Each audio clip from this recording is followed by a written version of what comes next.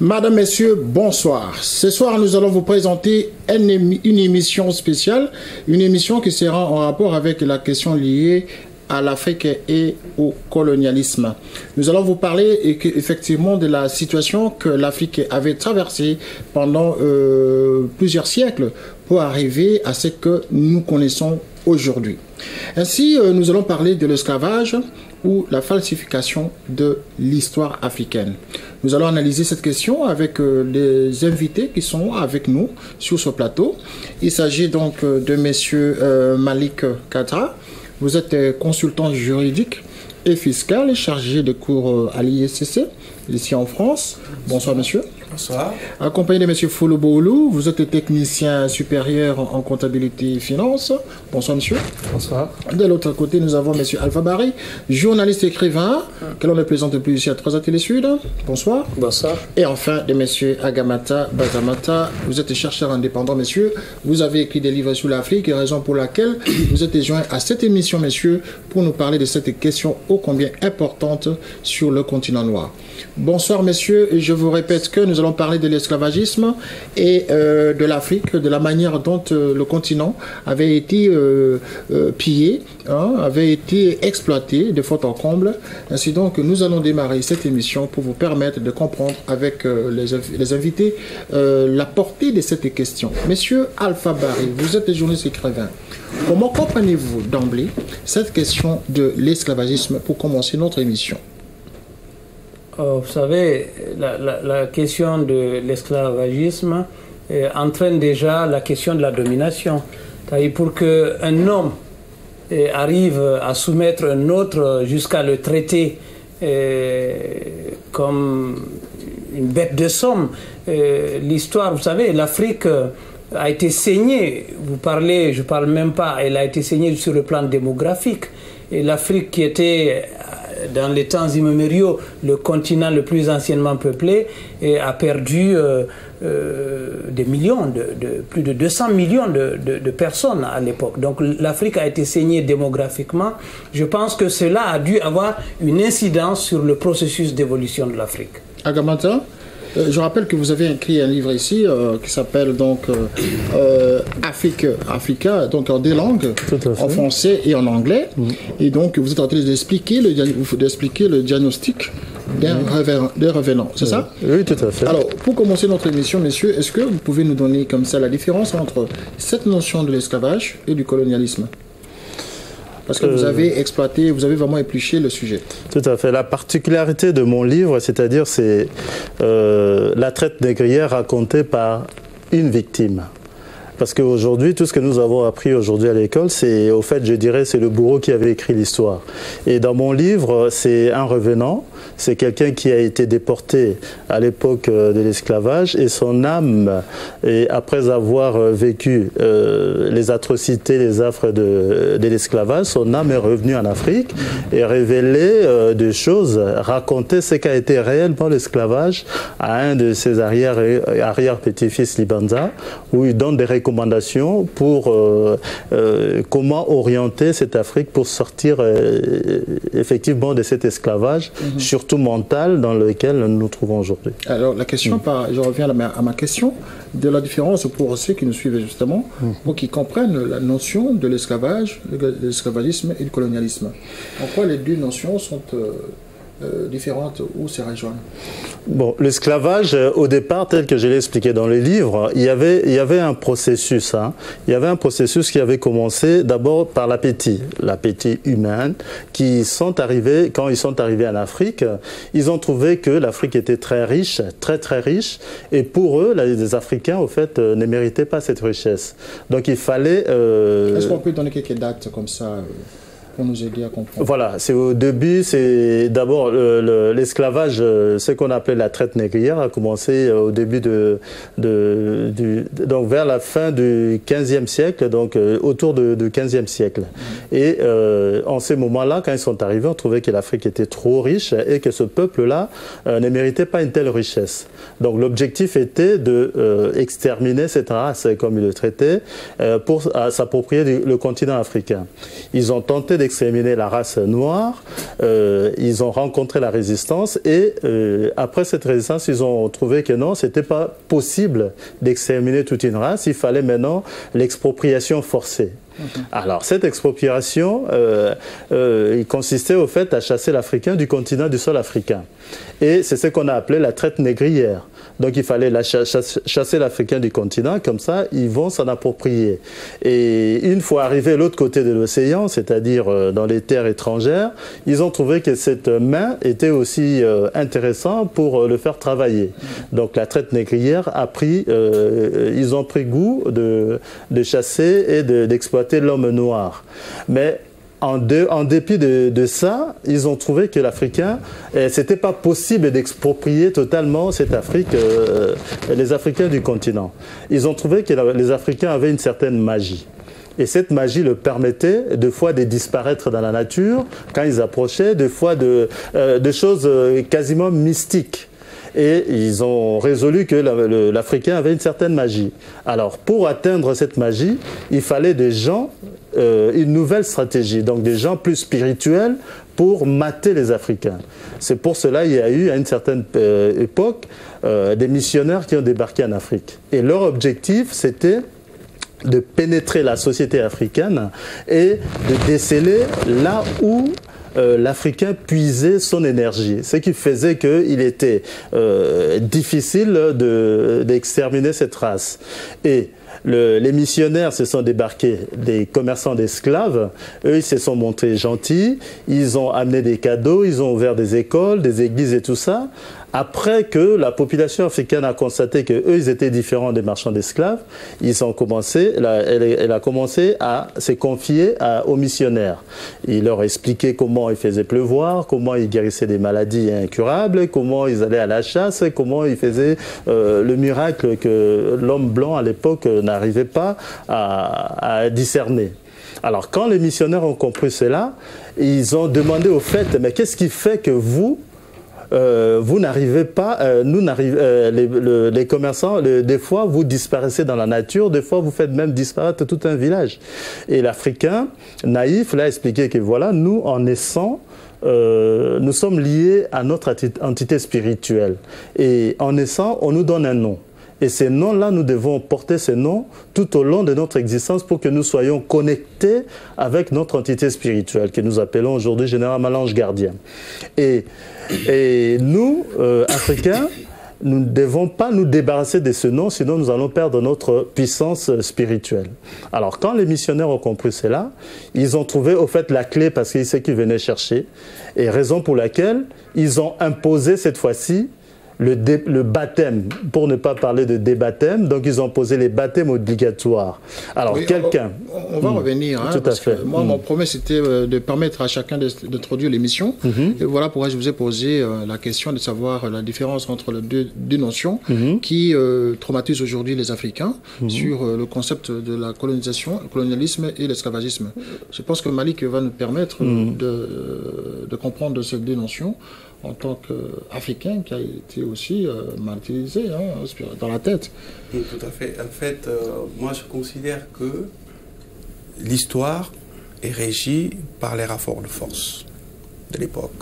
Ces rapports de force ont été, à un moment donné, en tout cas les moments dont on a les références, défavorables à l'Afrique.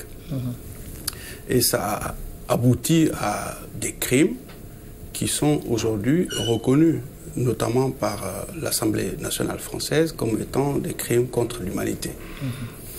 Donc cet aspect criminel des choses, ce qui m'intéresse en ce qui me concerne particulièrement, avec notamment la loi Taubira de 2001, qui a mis en place cette notion avec l'enseignement de la question,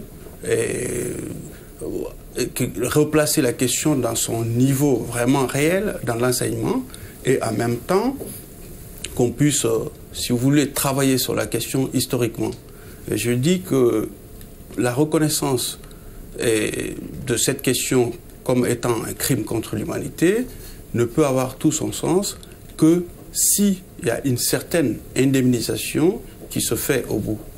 Cette indemnisation, il est clair que la colonisation ne peut jamais être réparable, puisque qui peut évaluer le coût de la colonisation? Qui peut évaluer le coût de la traite négrière? C'est possible, mais comme on ne peut pas effacer l'histoire et que les choses sont déjà faites, si on reconnaît l'aspect criminel de la chose, je pense qu'il faut qu'il y ait une indemnisation qui puisse servir à la recherche, à la réécriture de l'histoire, qui a été quand même de façon unilatérale écrite par ceux-mêmes. Vous pensez que l'indemnisation serait vraiment possible actuellement, et qui va indemniser qui? Qui va indemniser qui? On sait qu'il y a quand même le principe de continuité de l'État. D'accord? Donc, ce n'est pas des individus pris isolément qui ont fait la colonisation. La colonisation a été soutenue par les États. Et on sait que les États, ceux qui ont été colonisés sont aussi des États. Donc, le principe de continuité fait que les deux personnes se retrouvent, puisqu'il n'y a pas de disparition de l'État. Donc, on peut replacer. Donc, évidemment, la question est complexe, puisqu'on va parler de la colonisation orientale, et colonisation, esclavage plutôt interne, etc.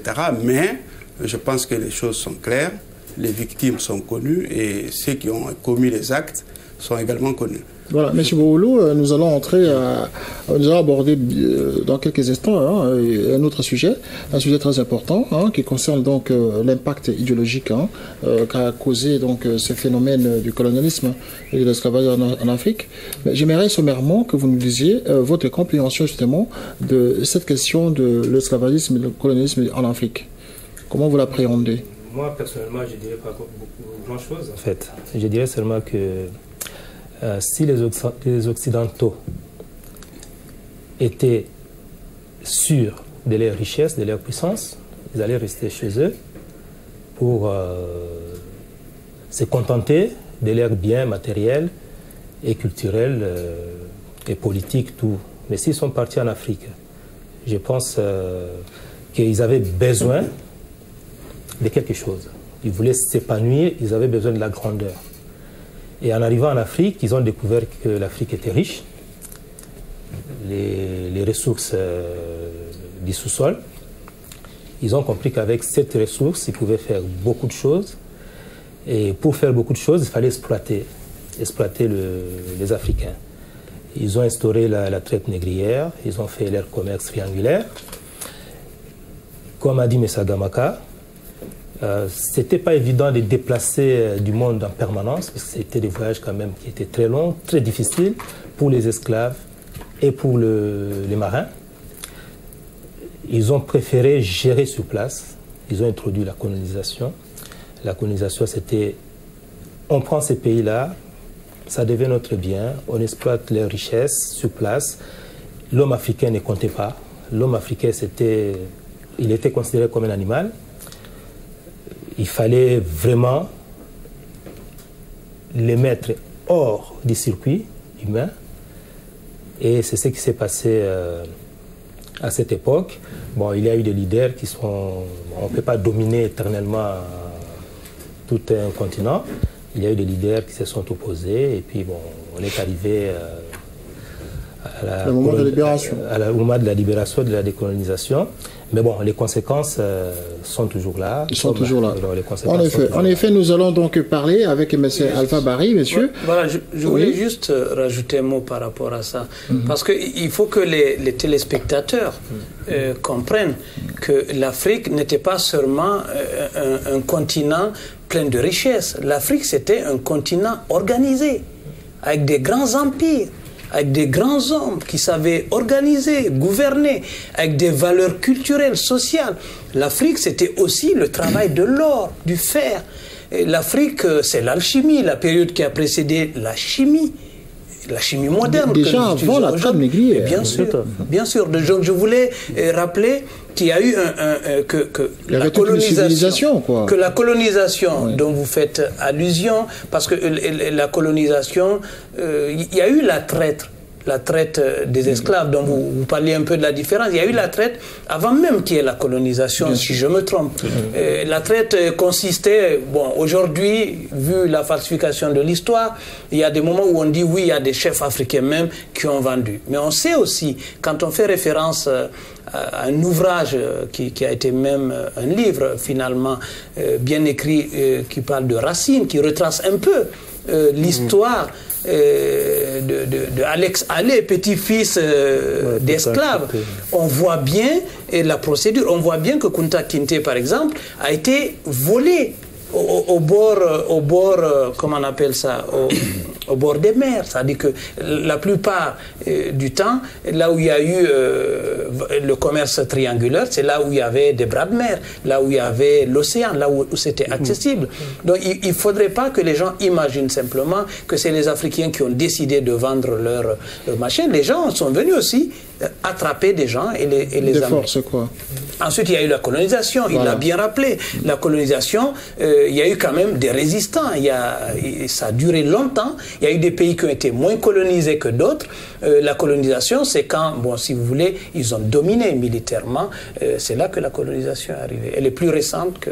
Donc après avoir dominé militairement tout le continent africain, l'impérialisme s'est implanté plus tard pendant les années des indépendances, n'est-ce pas? Est-ce que peut-on considérer justement que cette période a été constituée justement de la falsification même de l'histoire de l'Afrique, monsieur Bazamata?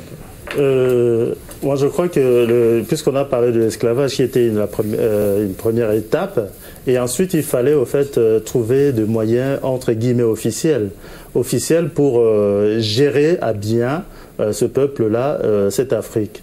Donc, au niveau de Berlin, ils ont statué au fait, ils ont réglementé la gestion de l'Afrique.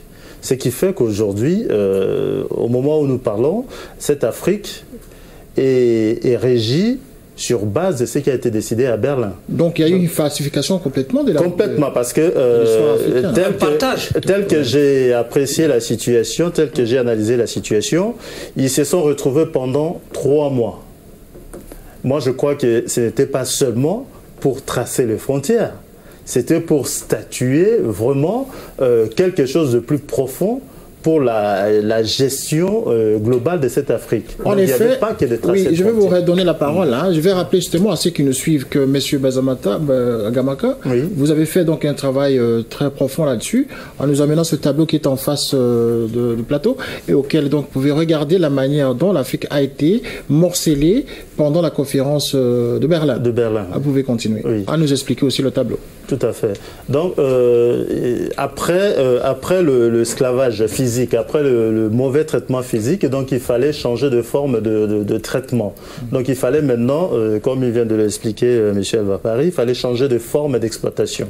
Donc il fallait officialiser, mais autrement, cette gestion de cette Afrique. Raison pour laquelle ils se sont retrouvés à Berlin, de novembre 1884 à février 1885, pendant 3 mois, ils se sont rencontrés, les puissances occidentales coloniales de l'époque, pour analyser et voir comment on doit exploiter... Pouvez-vous nous donner quelques dates approximatives par rapport à l'histoire? Par rapport à l'histoire, donc la conférence de Berlin s'est déroulée à Berlin, comme dans la ville de Berlin, qui est aujourd'hui capitale d'Allemagne réunifiée, du 15 novembre 1884 au 26 février 1885.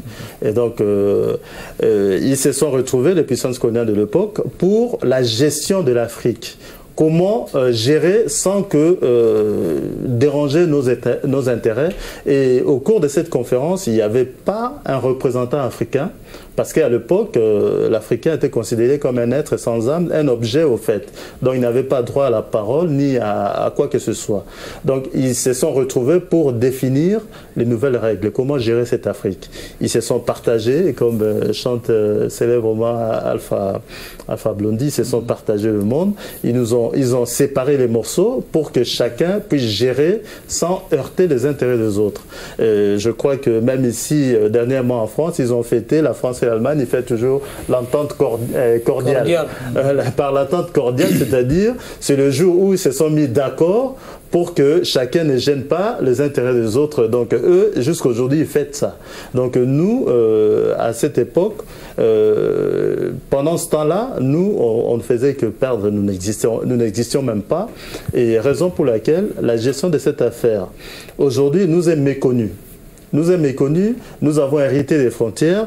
Ils ont, au fait, au cours de cette période, ils ont écrit une nouvelle histoire pour notre continent.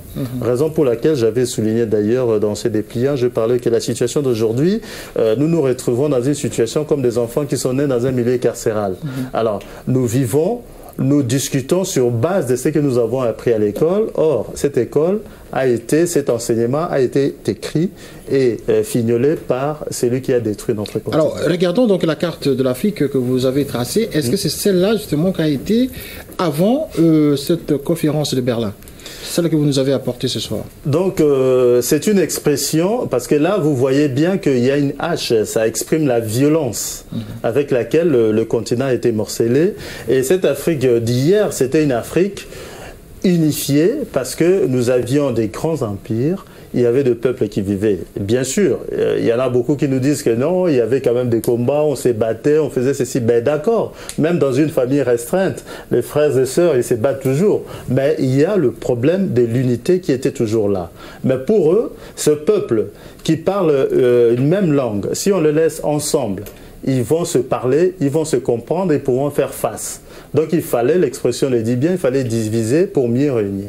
Donc c'est pour cela ils se sont partagés l'Afrique. Donc l'expression, la hache là, exprime donc la violence. Et on voit bien qu'il y a une lune et il y a une nuit noire pour exprimer la façon dont ils se sont retrouvés dans le mépris total du continent africain. Et de l'autre côté, vous voyez que l'Afrique qui est raccommodée, c'est au fait l'objectif visé pour, comme c'est marqué, pour une conférence panafricaine, parce qu'aujourd'hui, le continent africain, comme je dis, est assis sur base de ce qui a été décidé à Berlin.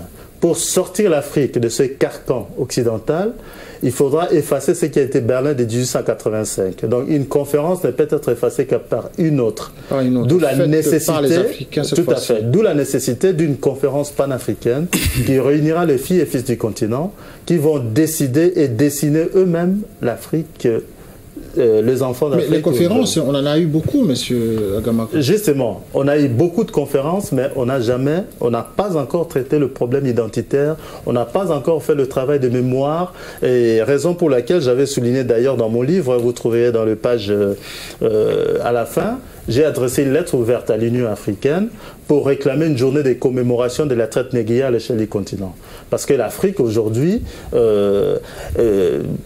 vraiment néglige au fait l'essentiel, l'âme de son existence. Tous ceux qui ont été déportés à l'époque, aujourd'hui, nous ne commémorons même pas. Nous n'avons même pas une journée d'hommage. La journée de l'abolition de l'esclavage.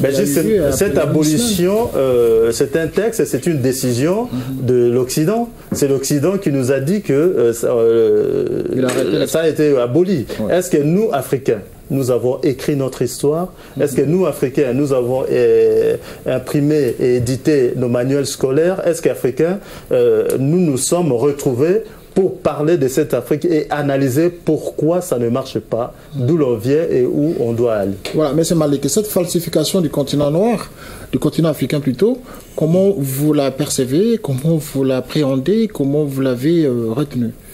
En fait, il y avait... Parce qu'on voit la démonstration sur ce tableau, hein, qui vraiment tout à fait. Donc il y avait une vision patrimoniale de l'Africain. C'est-à-dire que le Code noir considérait l'Africain comme étant un meuble. Vous savez que la division qu'il y a entre les biens meubles et les biens immeubles, les biens immeubles, ce sont les biens qui ont une certaine importance. Ce n'est pas seulement la fixité du bien, c'est l'importance du bien. Il y a certains biens qui ne sont pas véritablement des immeubles, mais on les range dans la catégorie des immeubles parce qu'ils ont une certaine importance. Donc même dans cette division-là, le Code noir classait les Noirs parmi les meubles. C'est pour dire que c'est quelque chose qui n'a pas grand intérêt. Donc la division de l'Afrique, comme l'a si bien expliqué notre collègue, est la même chose. C'était un partage de biens, et ce partage continue, puisque après la décolonisation, c'est le même système qui a continué, avec le respect mutuel des engagements déjà, les engagements déjà pris dans le cadre de la conférence, et c'est cette vision qui continue aujourd'hui. Voilà, même ça continue aujourd'hui, oui, même si, bien évidemment, il y a des évolutions, puisque personne ne peut véritablement aujourd'hui contrôler l'information. Et je pense que la circulation de l'information, c'est ce qui va peut-être être la chance de l'Afrique de s'en sortir, puisque ça va contribuer, si vous voulez, à la formation de l'opinion publique qui est nécessaire pour implanter une véritable démocratie, qui va mettre suffisamment de pression aux dirigeants pour vraiment affronter les vrais problèmes et ne pas chercher seulement à se maintenir au pouvoir sans aucune raison valable. Monsieur Bolo, comment jugez-vous cette falsification de l'histoire et du continent noir, continent africain? Jusque-là, tout le monde le sait, l'histoire a été écrite... À travers ce tableau qu'on vient de voir, l'histoire a été écrite par les vainqueurs, par les Occidentaux. Bon, à travers ces tableaux, l'illustration est claire. L'illustration est claire puisque l'essor africain a été décidé à l'extérieur, à Berlin. Et ces sorts africains, aujourd'hui, continuent de troubler l'ordre et l'esprit des Africains. On ne sait pas par où marcher, par où passer, puisque tout est scellé à l'extérieur. Bon, qu'est-ce qu'il faut faire, nous, Africains? Messaga Maka vient de le dire, c'est-à-dire il faut qu'on se retrouve, il faut qu'on essaye d'écrire notre histoire, il faut qu'on essaye d'analyser notre histoire, il faut que les peuples africains considèrent que sans son effort personnel, personne ne travaillera à sa place. Donc on est contraint, obligé de travailler pour notre continent, pour remonter un peu les informations grâce à la circulation des informations, comme vous venez de le dire, pour que les fils de l'Afrique, de notre continent, comprennent l'histoire. Ce n'est qu'à partir de la compréhension de cette histoire que nous pouvons demain avancer. Donc, voilà, M. Barry. Nous allons voir un aspect lié à l'impact idéologique sur le continent noir dû par cette colonisation.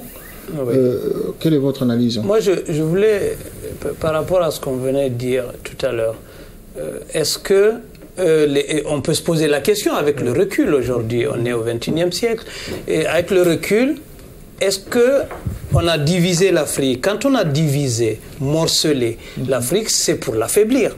Bien sûr. Ça veut dire que l'Afrique était puissante.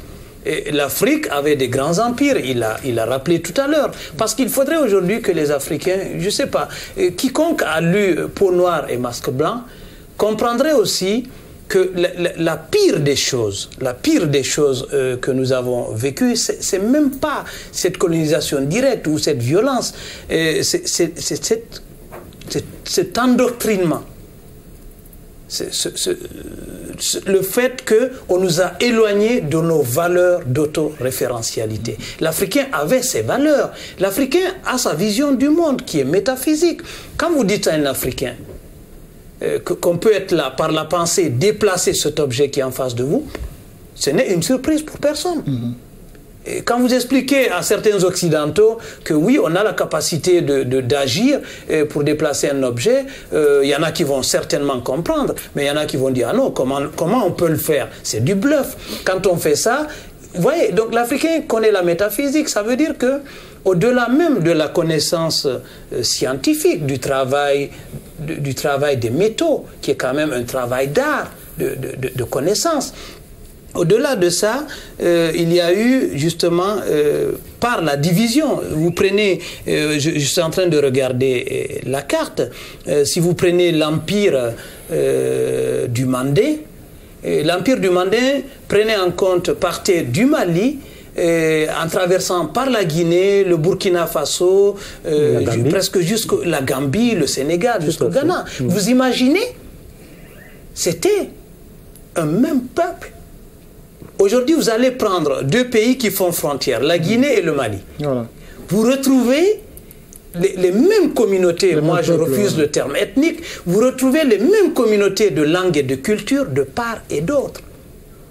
Ça veut dire que, un peu comme on a divisé l'Allemagne de l'Est ou les deux Congos, c'est des gens qui se retrouvent, qui avaient les mêmes valeurs, qui se retrouvent confrontés à une certaine adversité. Tout à l'heure, il a fait allusion aux guerres. Vous savez, qui dit pouvoir dit guerre. Parce que dans les grands empires, il y a certainement des grands chefs, vous prendrez comme Shaka Zulu, comme Boubacar Biro, Samori, et tant d'illustres ancêtres qui ont quand même fondé des grands empires. Si vous prenez l'Europe, ça s'est passé partout de la même chose. Les guerres, c'est quelque chose d'universel. De Gaulle disait que toute guerre est une révolution. Mais ils sont arrivés, ils ont fait des guerres de conquête, ils sont arrivés finalement à avoir la victoire, et ils ont fait une véritable révolution culturelle, surtout. C'est-à-dire qu'ils ont mis les manuels disant que nos aïeux étaient des Gaulois. Et tout ça a travaillé l'esprit du noir. Le fait qu'on dise que oui, l'Africain n'est pas capable de faire ceci, de ne pas faire cela, mais c'est pas vrai. Quand vous voyez l'Égypte, quand vous voyez l'Éthiopie et pas mal de pays africains, les grands empires du Songhai, du Songhai, etc. Vous voyez que c'était des grands empires organisés, structurés. Vous prenez l'exemple du royaume du Fouta Djallon, par exemple, qui était en Guinée, qui a été un protectorat français. Dans une même colonie, il y a une partie qui a été un protectorat, il y a une partie qui a été dominée, heureusement ou malheureusement pas si longtemps que dans d'autres pays. C'était organisé. Il y avait une rotation du pouvoir. Ça veut dire que nous avons appris la rotation du pouvoir et les pouvoirs étaient séparés. Le pouvoir religieux était d'un côté et le pouvoir politique était de l'autre. Nous ne l'avons pas appris des Occidentaux. Vous voyez, donc il y a nos valeurs culturelles. Moi, je pense que la renaissance de l'Afrique va partir de la renaissance culturelle. Voilà, nous allons parler justement de la renaissance de l'Afrique à la troisième partie de cette émission. Mais essayons de voir maintenant les causes lointaines qui ont fait que l'homme blanc soit parti de chez lui, très loin, pour venir donc chercher les nègres en Afrique. Monsieur Bagamaka, vous avez écrit quand même là-dessus, avec notre revenant qui est là, l'esprit d'un ancêtre lointain, qui a rencontré donc l'homme blanc à cette époque. Tout à fait. Quelles sont pour vous les causes justement lointaines qui expliquent l'arrivée massive comme ça des hommes blancs, de l'homme blanc plutôt, sur le continent? Ben, le problème, comme je dis, c'est la nature humaine. Il y a l'esprit des conquêtes, l'esprit d'aller chercher, d'aller conquérir et autres. Et une fois arrivés en Afrique, ils ont trouvé effectivement qu'il y avait un terrain où on pouvait conquérir. Et c'est vrai, comme je l'avais fait allusion tout à l'heure, ils se sont heurtés à des situations aussi difficiles. Après, ils ont trouvé des stratégies diverses pour, en fait, annihiler la force africaine par cette démarche qui est culturelle pour anéantir l'Afrique. Et donc, une fois qu'ils sont arrivés là-bas, c'est l'appétit, vouloir conquérir. Ils ont vu des richesses, ils ont vu la potentialité que nous avions. Parce qu'ils n'avaient pas assez de richesses chez eux ou le mobile, au moins essentiel? Naturellement, le mobile, c'est-à-dire, ils sont arrivés, ils ont trouvé que l'organisation était mieux lotie en Afrique que chez eux. Et il fallait copier le modèle. À copier le modèle, l'appétit a fait qu'il fallait tout prendre, au fait. Il fallait tout prendre et c'est à ce moment-là qu'il est arrivé. Tout en manipulant les populations. Voilà, ils ont fait appel et la population, bien sûr, ont fait confiance aveuglement parce que l'humanisme, comme certains ont souligné, l'humanisme africain est inné. Nous ne sommes pas des natures à rejeter l'étranger. Nous les avons accueillis avec amour, avec fraternité, mais sans pour autant savoir qu'au retour, ils avaient des idées macabres derrière la tête. Ce qui fait que nous payons cela jusqu'aujourd'hui. Ce n'est pas parce qu'ils ont rencontré des résistances sur le continent qui a fait qu'il y a eu cet échange où il y a eu des incompréhensions qui ont déclenché justement à des guerres, à des massacres. Tout à fait, parce que l'Africain ne s'est pas laissé faire quand même. L'Africain ne s'est pas laissé faire, raison pour laquelle d'ailleurs, comme je dis, aujourd'hui, je dirais entre guillemets, nous spéculons sur l'histoire parce que la réalité de fait, aujourd'hui, personne n'en sait réellement parce que l'histoire que nous connaissons aujourd'hui nous a été racontée, comme il a souligné M. Afabari, que les Africains même ils ont vendu leurs frères, ceci et cela. Mais où est la vérité dans cette histoire? Qu'est-ce que nous savons réellement de notre histoire? De ce qui s'est passé. De ce qui s'est passé réellement. Ce dont nous lisons vient de l'oppresseur lui-même. Tout à fait. C'est le bourreau qui a écrit l'histoire. Mais est-ce que vraiment quelqu'un peut, avec l'esprit qu'ils sont arrivés avec en Afrique, est-ce qu'ils peuvent écrire des choses qui vont les contredire ou les condamner eux-mêmes? Mais non. Raison pour laquelle ils ont mis en avant, pour nous séparer de ceux qui se trouvent aujourd'hui au-delà des océans, pour nous séparer d'eux, ils les enseignent que voilà, ceux qui sont restés là-bas, ce sont eux qui vous ont vendu. Donc, ne prenez plus contact avec eux. Donc, c'est pour cela, dans les îles, dans la plupart des îles aujourd'hui, quand ils rencontrent un Africain du continent, c'est le rejet total. Parce qu'il a été éduqué comme ça, on lui a inculqué que voilà, on vous a vendu, eux... On lui a donné notre nom et tout ça, nom de famille est différent. Et voilà, comme ça, ils ont planifié leur affaire et nous le payons aujourd'hui. Nous le payons aujourd'hui. C'est l'appétit de l'homme et nous avons failli par notre humanisme. Et nous espérons aussi que l'esprit de conquête, M. Malik, l'esprit de conquête, la volonté de vouloir découvrir l'autre monde, a poussé l'homme blanc à aller un peu plus loin, plus bas vers le continent africain. Certainement, ça doit certainement commencer par le goût de l'aventure. Parce qu'au départ, on ne sait pas, il y a des continents même dont l'existence était ignorée. Donc les grands aventuriers ont découvert des continents, mais le problème c'est que sont tombés sur des continents qui sont bien lotis naturellement, et avec la température idéale, avec toute la richesse qu'il y a, et avec une très faible résistance, même si évidemment il y a eu des grands résistants, notamment en Samori Touré, en Guinée, etc. Donc il y a eu, évidemment, on arrive à une situation de conflit. Et les richesses étant là, et ça change complètement la donne.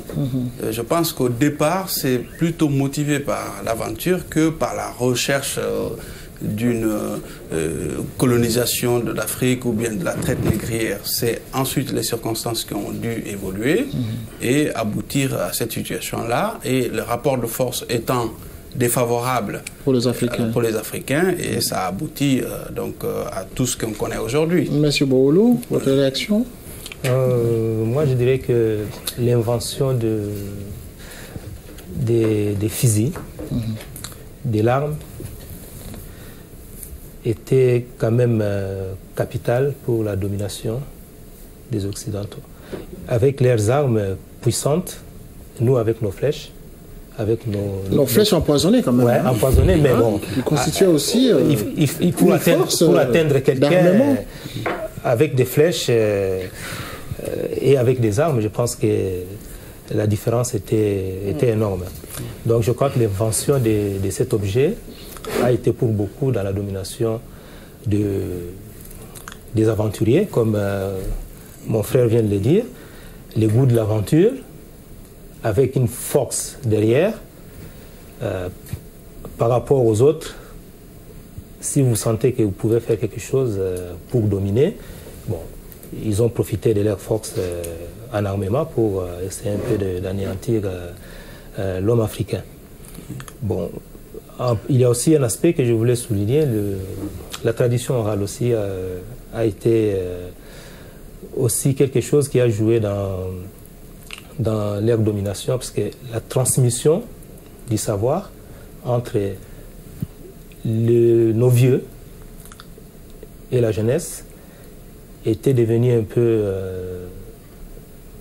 les points stratégiques des Occidentaux. C'est-à-dire que les Occidentaux exploitaient... Si on coupe les ponts entre les expérimentés, les vieux qui ont la connaissance, et les jeunes qui apprennent auprès de vieux, si on coupe ces liens, ça sera difficile aux jeunes de maîtriser leur savoir. Donc on revient sur le point culturel, l'organisation de l'Afrique de l'époque, puisque l'Afrique était bien organisée. Il suffit de couper ces ponts. Les jeunes n'auront pas de repères et l'arrivée de la philosophie occidentale, de la culture occidentale prend la place. La conséquence est qu'aujourd'hui, on se pose toujours la question, est-ce que l'histoire qu'on essaye d'expliquer, de comprendre, est-ce que c'est vraiment ça? Est-ce que c'est vraiment ce qui s'est passé? Est-ce qu'on maîtrise vraiment la réalité des choses? Il y a des hypothèses. On essaie de comprendre, d'où de telles émissions, de telles rencontres pour essayer toujours de susciter cette envie. Voilà, susciter cette envie, c'est la raison pour laquelle nous faisons ce genre d'émissions, justement pour que l'Africain lui-même écrive son histoire. Monsieur Alpha Barry et Monsieur Gamaka, je pense que vous avez des commentaires à faire, un peu rapidement parce qu'on va entrer je voulais rapidement, avant de le laisser parler, c'est-à-dire qu'il faut bien comprendre que l'Afrique n'a pas été colonisée du jour au lendemain. Et ne parlons pas de la résistance africaine comme si ils ont résisté quelques heures. Si je prends l'exemple de Samori, dont M. Malik venait de citer tout à l'heure, pendant 7 ans. Pendant 7 ans, il a résisté. Il n'est tombé que par trahison. En 1898, quand il a été surpris à Guélémou, Samori Touré, tout le monde en parle, c'est un grand résistant. La trahison dont vous parlez, c'est par rapport à son propre peuple? Non, pas son peuple, attention, ne faisons pas de... La trahison, c'est que c'est une femme, c'est par rapport à son secret. Ah. Il a fait référence à la magie tout à l'heure et aux relations mystiques. Samori, quand on le tirait, le fusil ne pouvait pas l'atteindre comme ça. Et donc il a été trahi, il a été surpris vers 6 h du matin, le 28 septembre 1898 à Guélémou, où il a été arrêté. Donc un flanc de la résistance a été stoppé ce jour-là. Il y a eu la bataille de Peteldjiga avec Boubacar Biro, la bataille de Peteldjiga. Les gens disent qu'il y a eu tellement de sang et de morts que jusqu'à présent, l'herbe n'a pas poussé à cet endroit-là, comme Verdun, etc. Donc il faut vraiment parler de la résistance africaine, des grands empires africains qui ont été déstructurés justement par ce partage. L'Afrique n'était pas ce continent qui dormait. L'Afrique était ce continent qui évoluait, qui avançait dans la science, dans la recherche. Et ce n'est pas seulement l'oralité, l'Afrique. Il y a eu des écrits. Et donc, heureusement qu'aujourd'hui, des gens comme Cheikh Anta Diop essayent de réécrire l'histoire, Nation Nègre et Culture, et pas mal d'autres livres, essayent de dire justement c'était quoi les langues africaines, c'était quoi l'écriture africaine.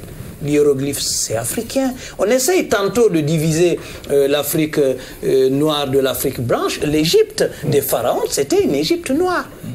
Mais elle était africaine, bien sûr. Il y avait les deux. Il y avait un mélange de culturalité entre les Africains noirs et les Africains arabes. Donc l'Afrique, c'est ce grand continent qu'il faut faire renaître, descendre, qui était un continent majestueux. Mais malheureusement, il y a un adage qui dit il n'y a rien de plus heureux pour un historien que de savoir que les morts ne peuvent témoigner. Eh bien voilà, M. Agamata, je pense que vous qui écrivez souvent sur cette question de l'histoire africaine, parce que nous allons aborder justement la question liée à l'apport sur le continent, l'apport de la colonisation. Est-ce que ça nous a apporté quelque chose de positif quand même dans tout Zéro. Zéro, je dirais vraiment zéro. Les écrits nous apprennent que la colonisation la colonisation nous a aidé à la civilisation. Archi faux, parce que si on va plus loin dans l'histoire, c'est l'Africain qui a introduit l'écriture. Ils nous ont appris comment écrire. Non, c'est l'Africain. Si on va plus loin dans l'histoire, c'est l'Africain qui a introduit l'écriture en Europe. Vous voyez? Donc, en fait, c'est notre histoire méconnue qui fait qu'aujourd'hui, on est malheureux. Et raison pour laquelle elle a la nécessité vraiment que les Africains se retrouvent. Le terme est civilisation. Quand on dit civilisation, civiliser le peuple africain. Mais justement, est-ce qu'il existe un peuple? Comme je l'avais souligné d'ailleurs dans le livre, je dis chaque peuple a ses caractéristiques propres et sa culture.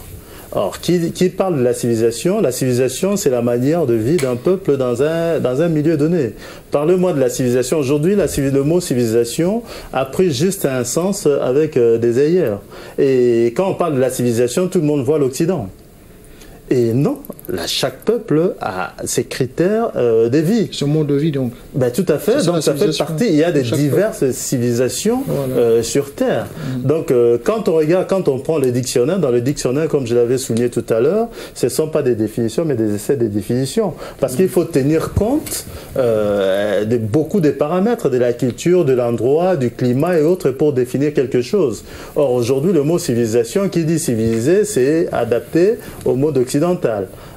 tout en nous réniant, en nous enlevant la capacité d'avoir une civilisation propre à nous.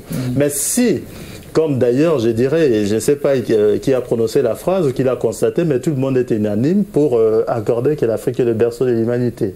Alors, si l'Afrique est le berceau de l'humanité, donc elle est le berceau de la civilisation. Il est le berceau de la civilisation, et je pense que, M. Malik, ici, vous allez nous donner quand même une analyse sur les aspects politico-économiques. Est-ce que sur ces deux aspects, la colonisation n'a pas donné de la lumière à l'Afrique ? Du point de vue de contact de culture, du point de vue de contact d'expérience, est-ce que nous n'avons pas profité quand même de l'Occident sur cet angle-là? Alors, c'est difficile à dire, mais une chose qui a été qualifiée de crime contre l'humanité, est-ce que cette chose peut avoir un aspect positif? Je me le demande, mais bon. On peut dire que chaque chose a ses côtés positifs et ses côtés négatifs. Voilà, donc c'est la raison pour laquelle, quand même, décortiquons quand même, ne fût-ce qu'à 10% du positif. Je pense que ça a complètement déstructuré l'Afrique et qu'on a essayé de rattraper un modèle qui a été d'ailleurs imposé, qu'on n'a jamais véritablement assimilé. Ce qui peut expliquer le problème actuel de l'Afrique. Parce que concernant l'enseignement, là qui disent que bon, il y a eu des écoles qui ont été créées, il y a des chercheurs qui disent qu'il y avait ce qu'on pouvait qualifier d'université à Tombouctou, au Mali, à l'époque. Non, c'était des universités. Voilà, donc on ne qualifiait pas. C'est pour être un peu... Ah oui, c'était des universités. Donc qui existaient, à Lazare, qui existait. Donc il y avait à Fès, il y a des universités. Alexandrie voilà, d'ailleurs, qui a formé des Socrates et tout ce monde-là. Qui n'ont pas été apportés, si vous voulez, par la colonisation. Alors, aspect positif, moi je cherche, très franchement, mais je ne trouve pas. Mais oui, mais l'Afrique a été civilisée quand même. L'homme blanc, il nous a appris comment manger à la cuillère, comment manger sur une assiette. Est-ce que ce ne sont pas les mots de civilisation, c'est ça? Est-ce que c'est une évolution ou une régression? Parce que quand on est dans son milieu naturel et qu'on évolue naturellement, c'est vrai qu'on ne peut plus revenir en arrière pour savoir qu'est-ce que ça aurait donné. En adoptant le mode occidental, est-ce que vous ne pensez pas quand même que ça a apporté un plus sur le mode de vie de l'Afrique? Je ne suis pas sûr parce que la situation est catastrophique en Afrique aujourd'hui. Le constat la situation est catastrophique. Non, c'est plutôt... Monsieur Boulou d'abord. Sur cet aspect-là, est-ce que vous ne pensez pas quand même que l'Afrique en a profité? Qu'il y a quand même un apport positif quelque part? Je me souviens quand j'avais 18 ans, après mon bac, j'étais fier de parler de l'histoire, les conséquences positives de la colonisation. Et je l'ai dit à côté d'un grand frère sénégalais qui était au Congo à l'époque. Quand j'ai prononcé conséquences positives de la colonisation, il m'a grondé tout de suite. Il m'a dit, jeune homme, qui t'a appris ça? Moi j'ai dit, mais je l'ai appris à l'école, en histoire. Il m'a dit non. Les conséquences positives de la colonisation, pour nous les Africains, n'existaient pas. Il ne faut pas parler de ça. C'est vraiment contradictoire. C'est une opposition en fait. Positif et colonisation, pour nous Africains, c'est une opposition. Voilà. Donc, pour moi, il n'y a pas de conséquences positives. Il n'y a pas de conséquences positives de Sal Bavary. J'ai l'impression que nous sommes en train de marteler quand même l'Occident dans tous les sens et nous n'avons même pas le sens objectif de l'analyse là. Est-ce que, en tant qu'intellectuel et journaliste, quelque part, il n'y a rien que nous avons gardé de positif dans cette colonisation? Il faut voir toute rencontre. L'homme blanc n'a rien apporté. Non, mais il aurait ajouté un plus dans notre façon de vivre. Non, dans notre façon de vivre, non. Quand quelqu'un envahit votre espace, quand quelqu'un envahit votre culture, essaie de la substituer par sa propre culture, est-ce qu'il vous apporte quelque chose? Ou alors, il vous arrête net, comme ça, dans votre évolution, un arrêt brutal. Mais attendez, toute évolution, c'est dans le temps. On a parlé des périodes, des grandes périodes de l'Afrique, des grandes découvertes. C'est quand même pas l'Occident qui nous l'a apporté. Au contraire, quand l'histoire qui parle de positivité de la colonisation, en général, c'est le colonisateur ou le néocolonialiste. Ceux qui ne l'ont pas appliqué directement disent oui, c'est vrai que peut-être ça a été néfaste, mais on a apporté la vaccination, on a apporté la santé. Ça veut dire tout simplement que si l'Afrique avait continué, mais qui nous soignait les Africains? On se soignait. La vertu des plantes. Qu'est-ce qui a développé? Oui, mais attendez, on mourait beaucoup. Par des maladies que l'on ignorait. On mourait beaucoup en Europe. Il est arrivé à un moment d'ailleurs, c'était la famine. Attendez, les guerres, il n'y a pas eu qu'en Afrique, et les Mongols, les Gaulois, il y a eu des guerres atroces ici, il y a eu des famines que l'Afrique n'a pas connues aujourd'hui. Quand on parle des famines aujourd'hui en Afrique, je comprends qu'on critique les systèmes politiques aujourd'hui parce que nous avons une autre vision. Mais quand on parle des famines aujourd'hui d'Éthiopie, on oublie de souligner que quand il y a de la famine en Éthiopie, que c'est dû à l'effet de serre, aux conditions climatiques. Ce n'est pas dû au fait que les gens ne travaillent pas. Maintenant, l'interdépendance actuelle entre l'Afrique, ce continent qui peut se nourrir, ce continent qui peut avoir sa souveraineté alimentaire, ce continent d'ailleurs qui a besoin de sa souveraineté monétaire. J'espère qu'au fur et à mesure que nous allons évoluer dans le débat, on en parlera, mais tout contact apporte quelque chose de part et d'autre. De part et d'autre. Maintenant, on ne peut pas stigmatiser, parce que votre question c'était de savoir, est-ce que nous n'avons pas profité? Mais oui. Profit, c'est quoi profit? Profit, c'est faire des gains substantiels. D'accord, avons-nous tiré un intérêt sur l'organisation? Il n'y a rien, on nous a appris des nouvelles langues. Aujourd'hui, les conséquences... On a appris des nouvelles langues. Non, par exemple. Oui, on a appris une nouvelle... C'est d'ailleurs un avantage pour nous. C'est-à-dire, aujourd'hui, on a appris leur langue et nous connaissons nos langues. Donc c'est un avantage. C'est non, mais c'est avantageux pour l'Africain. Tout contact, je veux dire que vous le dites d'une certaine façon, comme s'ils nous ont apporté quelque chose. Ils avaient besoin de communiquer quand même.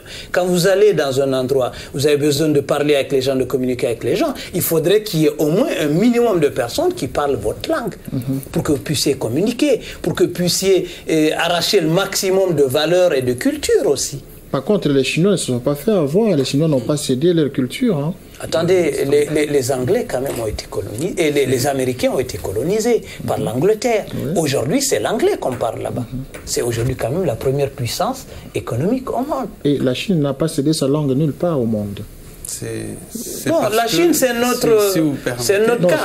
C'est notre cas. La Chine, quand même, c'est énorme. Non, mais vous pouvez parler. Vous avez une intervention. Non, mais tout à fait. Non, c'est pour dire que simplement, ils n'ont pas cédé aussi facilement. C'est-à-dire qu'il y avait une résistance, et puis il faut tenir compte aussi du nombre de Chinois. C'est-à-dire qu'ils ont gagné la résistance. Hein. Donc, le Japon a dominé quand même. Il faut donner des exemples. Le Japon a dominé quand même la Chine. Je suis d'accord. C'est-à-dire que quand on prend, par exemple, l'Union soviétique, qui passe du communisme directement au libéralisme, qui a complètement déstructuré, c'est seulement maintenant qu'ils commencent à se relever. Ils étaient complètement exsangues sur le plan économique. Alors que la Chine est restée dans son modèle tout en faisant des adaptations. Elle n'a pas changé complètement son modèle contre le modèle occidental, même s'il a introduit une dose d'économie de marché qui est strictement encadrée, ce qui fait qu'aujourd'hui, donc c'est une situation qui évolue, même si, évidemment, la qualité du développement de la Chine peut se discuter, puisque bon, le développement n'a d'intérêt que si ça profite au plus grand nombre. Mais si on n'est pas dans un cadre démocratique, on sait que le développement peut profiter à un certain nombre de personnes, mais l'impact est forcément limité. Donc, mais ça, c'est un débat c'est un autre débat, si ici, j'aimerais quand même que l'on parle de l'aspect religieux. L'aspect religieux était aussi un facteur qui a permis à ce que il y ait ces contacts faciles avec le continent. Tout à fait. Non, au début, c'est vrai, au début, ils sont venus avec des missions religieuses, mais ils ont vu que ça ne tenait pas forcément. Certainement, ils ont eu quelques admirateurs, mais les Africains avaient leurs propres valeurs, leurs propres croyances, donc il y avait une grande résistance par rapport à ça. Ce qui fait que, petit à petit, ils ont compris que s'il faut dominer l'Afrique, il faudrait se confronter. Donc c'est pourquoi ils ont utilisé la force. Sinon, les missions religieuses n'ont pas donné le succès qu'ils ont escompté. Moi, je vois plutôt à l'envers. Moi, je vois plutôt à l'envers. Quand ils ont essayé de dominer physiquement, ils n'ont pas pu. Vous avez parlé de Huro qui les balles n'atteignaient pas. Parce que nous avons encore cette magie. Nous avons encore ce pouvoir, mais nous n'utilisons pas. Alors quand ils ont vu que nous étions difficiles à maltraiter physiquement, il fallait tuer l'âme de l'Afrique. Et tuer l'âme, c'est couper le lien entre l'entité physique et sa protection spirituelle. J'ai parlé tout à l'heure de baptême. Comment expliquer une religion qui est venue après? Ils sont arrivés, ils ont trouvé de peuple. Il dit que maintenant, vous adhérez à notre religion, d'accord, on adhère, mais il faut changer de nom. Au christianisme donc. Hein. Voilà. Et que ce soit l'autre, que ce soit l'islam aussi, hein, parce que dès que vous adhérez à une religion étrangère, automatiquement, vous devrez avoir un nom, un nouveau nom. C'est-à-dire, ils appellent ça naître de nouveau. Or, quelqu'un qui naît de nouveau n'a plus de parents naturels. Donc, il perd automatiquement la protection naturelle qu'il avait. J'ai comparé dans mon livre d'un rosier qui vit dans un milieu naturel sauvage et un autre qui vit dans un pot. Et celui qui est dans un pot, celui-là, on peut déplacer, on peut faire tout ce que veut et son avenir est limité parce que ses racines, à un moment donné, vont s'arrêter et ne vont plus s'épanouir dans la nature. Donc aujourd'hui, l'Africain est comparable à ce rosier-là qui vit dans un pot parce que nous avons même emprunté de noms. Je crois qu'en anglais, on parle de boronem, à part les christianem. Pourquoi emprunter des noms? Pourquoi changer de nom? Parce qu'ils ont compris que si l'Africain garde son nom, je l'avais bien souligné, quand on appelle quelqu'un, on émet un souffle. Ce souffle-là, c'est une partie de notre énergie que nous émettons. Quand vous prononcez un nom, vous envoyez cette énergie au profit de ce nom-là. Raison pour laquelle ils ont dit vos noms, ne les prononcez plus.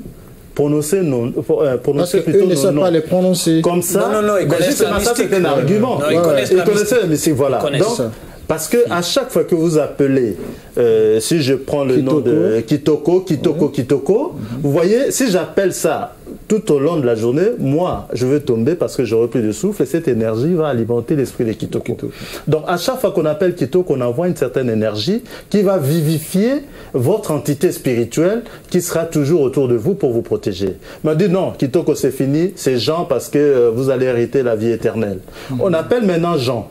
Ben, c'est un détournement d'énergie. Parce qu'il faut naître de nouveau, voilà. Il faut être baptisé et devenir chrétien. Tout à fait. C'est un détournement d'énergie qui va alimenter maintenant la lignée des gens. Voilà. Ce qui fait qu'aujourd'hui, l'Afrique a perdu sa potentialité spirituelle. Voilà, nous avons perdu cette potentialité spirituelle. Nous aurions aimé vraiment avoir un pasteur sur ce plateau pour nous expliquer sur cette question-là.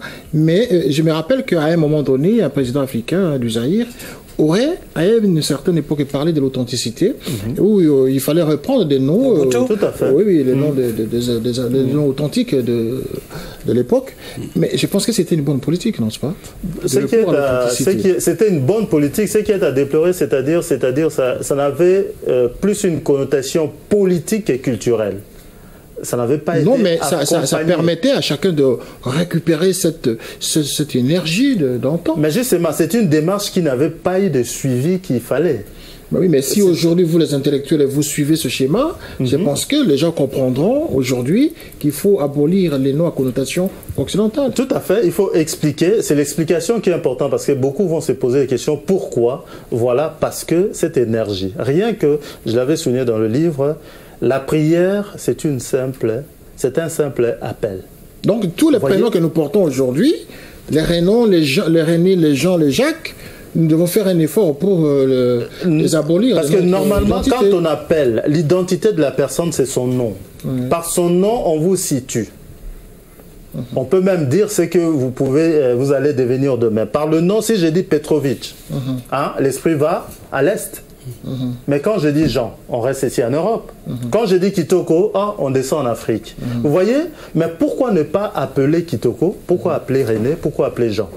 Pourquoi déplacer cette énergie ailleurs? C'est ça le problème. Ça, c'est un domaine très profond, très spirituel, que beaucoup ne vont pas peut-être comprendre la profondeur de la chose. Mais un simple appel, c'est un envoi de l'énergie qui va vivifier le nom, l'entité spirituelle que vous avez appelée. Est-ce que ce n'est pas aussi commercial? Je veux souligner dans le sens que, vous voyez, nous sommes ici en Europe, vous voyez des calendriers, le calendrier occidental.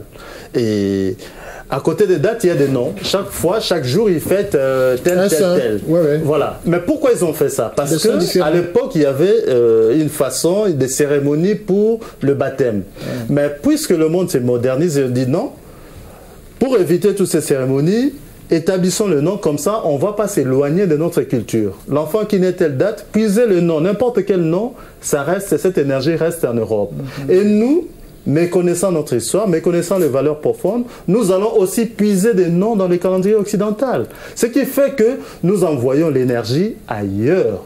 Pourquoi l'Afrique n'aura pas son propre calendrier avec ses noms propres? Pourquoi on parle de noms propres? Pour garder notre identité. Voilà. Culturelle. Tout à fait. Eh bien voilà, Monsieur Alpha Barry, avez-vous un commentaire parce que nous allons aborder la question liée au développement du continent africain. Oui, moi je pense que cela mériterait un jour toute une émission.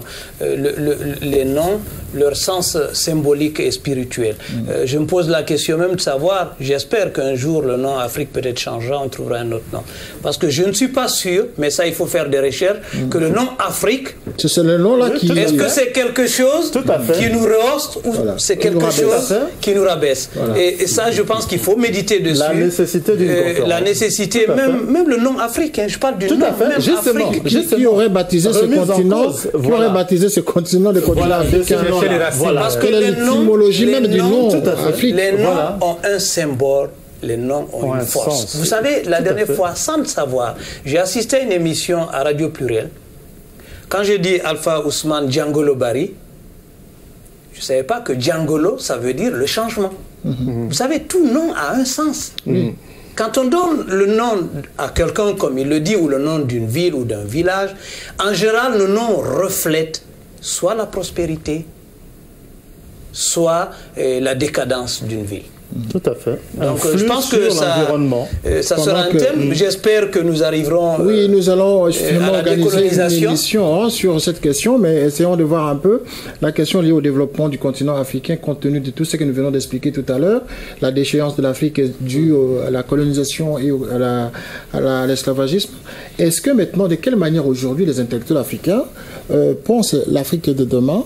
Parce que nous subissons aujourd'hui les conséquences des tares d'hier. Est-ce que, monsieur Malik, comment comprenez-vous cette question de développement de l'Afrique aujourd'hui?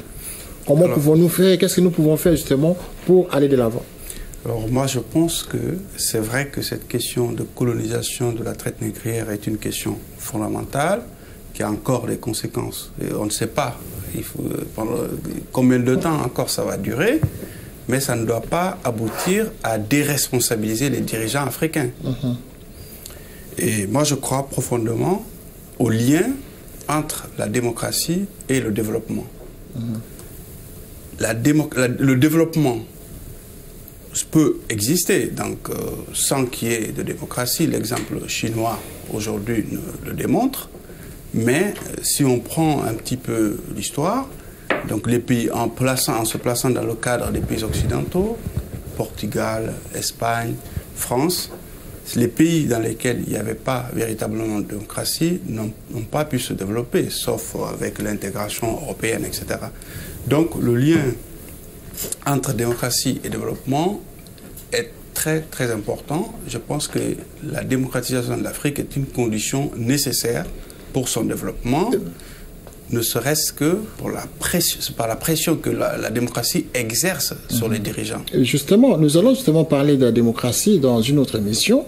Voyez-vous, ça c'était une première émission pour permettre aux gens à comprendre comment nous singeons l'Occident dans tous les domaines. C'est-à-dire que cette forme de colonisation continue toujours. Parce que quand nous parlons de la démocratisation ici, de l'Afrique ou du continent ou des sociétés, c'est toujours avec le modèle occidental. Tout à fait. Exactement. Donc c'est toujours un danger pour le continent africain. Tout à fait. Bon, il faut quand même être réaliste, parce que il y a. Est-ce que l'Afrique n'avait pas sa démocratie pendant ce temps-là? Bon, l'Afrique avait sa façon, avait sa conception de la vie, il y avait une organisation, il y avait de l'enseignement, etc. Mais aujourd'hui, on est dans un monde globalisé. On ne peut pas dire qu'on va essayer de faire de toute pièce un modèle sans tenir compte de ce qui a marché par ailleurs. Je pense qu'il faut quand même être réaliste. Parce que quand on va aujourd'hui, le développement dont on parle économiquement aujourd'hui, c'est que les tenants du pouvoir chez nous vont vers la Banque mondiale ou les FMI pour solliciter des dons. Justement, pour permettre... donc, il y a un problème de mobilisation des fonds qui est Est-ce que ce n'est pas une forme de recolonisation de l'Afrique là? Non, non, en fait, ce qu'il y a, c'est qu'en Afrique, le meilleur ministre des Finances, c'est celui qui arrive à avoir des prêts, des dons, etc. Alors que la mobilisation des fonds doit être basée essentiellement sur la fiscalité du pays. Parce que les pays africains ont des richesses. Si vous prenez par exemple le cas de la Guinée, en termes de niche fiscale, vous avez des entreprises qui s'implantent, qui sont pratiquement en franchise d'impôts. Donc, ils ont des avantages fiscaux qui font que les recettes, il n'y a pratiquement pas de recettes. Donc, la recherche des ressources doit être basée essentiellement sur les pays africains et non pas sur les dons, puisque les dons qui sont appelés dons, en réalité, ce sont des dettes. Et ce sont des dettes qui asphyxient, qui font que ce qu'on appelle les charges de la dette, qui prennent pratiquement une partie importante du budget de l'État, des États concernés, et du coup, la recherche des véritables développements doit être basée d'abord sur les richesses internes, avec une fiscalité adaptée à la situation, mais non pas en allant vers la Banque mondiale qui ont leur part de responsabilité dans la restructuration de l'Afrique, puisqu'ils ont mécaniquement appliqué des concepts qu'aujourd'hui ils refusent d'appliquer dans leur pays, puisque avec la crise financière, il y a eu la crise en Afrique, on a imposé la réduction des fonctionnaires, une restructuration drastique qui ne tient aucun compte de la réalité économique. Et aujourd'hui, ce sont tous ces systèmes-là qui ont été abandonnés. Les critères de Maastricht ne sont plus appliqués, puisque les critères de convergence prévoyaient 3%. Aujourd'hui, la France dépasse les 4%. Pourquoi? Parce que son intérêt le commande, ce qui est tout à fait normal. Donc une économie, les règles économiques sont intéressantes, mais elles doivent être au service du pays. Si l'économie impose de faire des exceptions, de prendre des mesures nécessaires, on prend les mesures nécessaires. Les Africains n'ont pas eu cette chance, vu qu'ils étaient déjà très largement endettés. Et c'est toute la problématique qu'il faut essayer de résoudre. Voilà. Monsieur Boulou, est-ce que cet endettement de l'Afrique, ce n'est pas une autre forme de recolonisation du continent? Parce que chaque fois que nous avons un problème en Afrique, nous allons tendre la main au FMI ou à la Banque mondiale pour solliciter des dons. Moi, j'aborderai ce sujet dans un sens un peu différent. Moi, je dirais que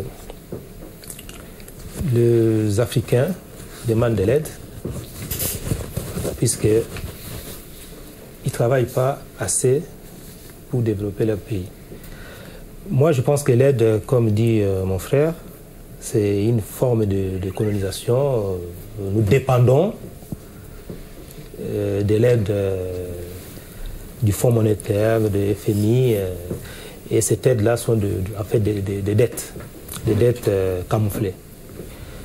Moi, je pense que l'Africain doit s'organiser différemment. Parce qu'à l'époque, on avait notre façon de nommer nos dirigeants. Soit c'était mystique ou pas, bon, je ne maîtrise pas le sujet. Mais je dirais que les chefs africains avaient des devoirs. C'est-à-dire, c'était un chef qui s'occupait de son peuple. De quelle manière il s'occupait de son peuple s'il n'avait pas l'appui de ce même peuple? Non, je ne parle pas du chef actuel. Hein. Oui, mais vous parlez du chef du passé, là. Du passé. Les chefs du passé, ils s'occupaient de son peuple. Comment ils s'occupaient de son peuple? C'est-à-dire, par rapport à l'organisation économique. À l'organisation, parce que c'était des grands empires. C'était, notre frère nous a rappelé, on était bien organisés et les responsables étaient là pour assurer le bien-être de la population. Oui, ça, on a déjà escamoté ce cap-là de passé, Ouais. mais moi je parle d'aujourd'hui par rapport aux intellectuels. Quelle solution apporter justement pour redécoller, pour faire la différence et pour montrer justement que l'Africain a compris? Moi, je pense que les responsables de ces pays, les intellectuels de nos pays, doivent abandonner un peu les privilèges. Donc, les privilèges doivent être abandonnés, Abandonner justement. et travailler vraiment travailler. pour l'intérêt de la population. du Voilà, peuple. Alpha Barry, le développement ici et maintenant, de quelle manière comprenez-vous la question? Ok, vous savez, l'Afrique, telle qu'elle est aujourd'hui, pour qu'elle décolle vraiment, parce que l'Afrique n'a pas, pour qu'elle décolle, il faut qu'on revienne à nos valeurs. À nos valeurs. Vous savez, tout peuple est classifié par rapport à ses valeurs. Et quand je parle de valeurs, je ne parle pas de valeurs intellectuelles, culturelles, je parle de valeurs culturelles profondes. Lesquelles? Parce que souvent quand l'Africain veut parler d'elle, Écoutez, de lui, il parle valeurs. Quelles sont les valeurs intrinsèques à l'Africain? Les valeurs intrinsèques. Qui fassent de l'Africain vraiment un être supérieur. Je vais vous donner juste un exemple. Ouais. De valeurs. Des valeurs auxquelles nous pouvons nous appuyer. Des chaires de valeurs. Ah ouais. D'abord pour faire un parallélisme entre nous et les Occidentaux. En Occident, la valeur d'une personne se mesure à sa réussite personnelle. En Afrique, la valeur d'une personne se mesure à son utilité sociale. C'est une grande différence. À sa C'est-à-dire transmission à son utilité sociale. Oui. Ça veut dire que nos valeurs, ce sont nos valeurs de solidarité, des valeurs de partage, des valeurs de fraternité. Si vous prenez la France, on parle de liberté, égalité, liberté, égalité et fraternité. Ce n'est pas des 20 mots, ça. Il n'y a rien dedans dans la pratique. Non, si, entre eux, oui. C'est-à-dire que vous et moi, nous venons d'ailleurs. Ça veut dire que nous ne sommes pas forcément intégrés dans les valeurs dont il parlait tout à l'heure. C'est-à-dire que si les gens partagent... Donc, la fraternité, égalité, partage, c'est entre eux. Tandis qu'en Afrique, nous acceptons les autres aussi. Hein. L'étranger également est inclus dans la devise. Vous m'avez posé une question précise. Ouais. Quel est le soubassement? Ouais. Pour mettre un toit sur une maison, il faudrait déjà avoir mis un bon soubassement, il faudrait avoir élevé un mur, un bon mur pour mettre un toit. Je voulais dire tout simplement que pour que nous arrivions à renaître, la renaissance de l'Afrique, c'est une renaissance culturelle. C'est lié à des valeurs, à des langues, à des cultures, à des modes de pensée. Je dis mode de pensée, c'est fondamental. D'accord. Évoluons dans le développement, M. Alpha Barry, parce qu'on tend vers la fin de l'émission. Oui. Quels sont pour vous les éléments que nous pouvons utiliser aujourd'hui pour permettre à l'Afrique de se développer? Le véritable... Doit-on recourir au FMI? Non. Au Fonds mondial international? Voilà. Non. Je vais aller rapidement. Généralement, ces organismes le Fonds monétaire... Nous manipuler. Le Fonds monétaire international et la Banque mondiale continuent à cantonner l'Afrique dans une forme d'assistanat. Quand mon frère dit tout à l'heure que nous vivons de ces aides, non. L'argent qu'ils nous envoient retourne rapidement en Occident. Ce n'est pas une autre forme de recolonisation de l'Afrique? Enfin, moi je dirais plutôt une forme de domination, pas de colonisation. Une forme de domination de l'Afrique sur le plan économique. Et ce qui fait d'ailleurs que si nous prenons l'Afrique, ça reste encore une domination politique. Donc si l'Afrique veut renaître, elle doit s'unifier. L'Afrique doit être... La seule voie de salut pour l'Afrique, c'est l'unité. L'unité de l'Afrique, justement, nous allons aborder la question de l'unité africaine avec deux organismes qui ont été créés, l'OUA, l'Organisation de l'Unité africaine. Est-ce que c'est cette organisation qui a engendré aujourd'hui l'Union africaine n'ont-elles pas constitué justement ce que les Africains s'organisent pour un bon décollage, M. Gamaka? Si je pourrais répondre à la première question, parce que je n'avais pas fait allusion, parce que j'avais préparé quelque chose. Oui, rapidement, hein, parce voilà. que... la nécessité de... parce qu'on a parlé de modèle de démocratie tout à l'heure. Moi, je crois que, vous savez, après la Deuxième Guerre mondiale, la France a été soutenue par un plan Marshall. Et aujourd'hui, nous avons un système qui n'avantage pas notre société africaine. Moi, dans mon idée, moi, je pense que ce système démocratique qui a majorité opposition, c'est pas quelque chose qui va en Afrique. Parce que je me pose la question, on va s'opposer pourquoi? Et pourtant, nos pays, l'Afrique, est appelé à être construit. Vous voyez? On doit construire l'Afrique. Mais pourquoi on doit avoir des opposants? Pourquoi pas des consensus nationaux dans tous les États pour construire notre pays? Parce que le fait de majorité-opposition fait de nous des rivalités que nous n'arrivons pas à gérer. C'est encore la manière de scinder l'Occident. Vous avez introduit en Afrique le modèle de politique occidentale. Voilà, c'est ça. C'est-à-dire, si je dis consensus national, c'est-à-dire il n'y a pas de gens qu'on va laisser de côté. C'est tous les courants du pays qui seront représentés pour régir la chose publique. Dans ce sens-là, tout le monde sera présent et personne ne sera exclu.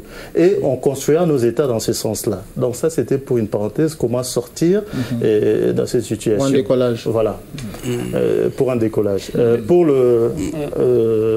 vous avez, j'ai oublié la... Oui, j'ai parlé des organismes qui ont été créés en 1963 à l'OUA. Est-ce que ce n'était pas une façon pour les Africains de voir qu'il était temps de se mettre en marche, de se mettre sur le terrain pour permettre à l'Afrique de prendre son décollage? Tout à fait, c'était l'esprit qui avait animé tout le monde à l'époque. Après les indépendances, je crois qu'il y a Kwame Nkrumah qui est le plus célèbrement cité pour cette démarche panafricaine. C'était le mouvement qui était à l'époque, tout dirigeant à l'époque était panafricaniste, parce que l'idéal c'était de reconstituer cette Afrique, l'unité de l'Afrique, pour constituer une force pour faire face à cette invasion occidentale extérieure qui arrive. Et donc ça permettait quand même l'émancipation aussi de... Tout à fait, ça permettait l'émancipation du continent, ça permettait l'union et que ces frontières qui nous a été imposées disparaissent dans notre esprit et que nous cessions de nous traiter d'étrangers entre nous. Alors, M. Alpha, vous ne pensez pas que ces deux organismes, l'OUA et l'Union africaine, étaient justement les maillons forts qui pouvaient faire en sorte que l'Afrique soit réellement indépendante? Non, oui, bien sûr. Je pense que l'Afrique est en marche. Vous savez, l'évolution, et quand il y a eu un arrêt dans l'évolution d'un continent, c'est un véritable comeback. C'est-à-dire que l'évolution, c'est un processus. De l'OUA, on est arrivé à l'Union africaine. Il ne faut pas désespérer. Mais moi, je pense, ce que j'avais oublié de dire tout à l'heure, il faudrait bannir, à mon avis, complètement le respect de l'intangibilité des frontières. Et chaque fois qu'un peuple africain, vous voyez bien la solidarité, où va la solidarité? Quand un pays comme la Guinée a été dominé pendant 26 ans, plus 24 ans, presque une cinquantaine d'années, au nom du respect de l'intangibilité des frontières tracées, pas par nous, tracées par la conférence de Berlin avec le partage de l'Afrique. On dit le partage du monde, moi je parle plutôt du partage de l'Afrique. Comment peut-on continuer à respecter l'intangibilité des frontières? Non, il faut bannir les frontières. Heureusement que très progressivement c'est en train de se faire. Nous parlons du point de vue économique. Si nous prenons la CEDEAO que je connais le mieux, aujourd'hui il y a le passeport CEDEAO. J'aurais dû l'amener pour le montrer. Et c'est la libre circulation des biens et des personnes. Je peux même dire qu'on l'a appliqué avant que l'Europe n'applique la libre circulation des biens et des personnes. La CEDEAO l'avait déjà appliqué. Et je pense que dans les autres communautés régionales, il faudrait plutôt que l'Afrique s'organise en grande réunion.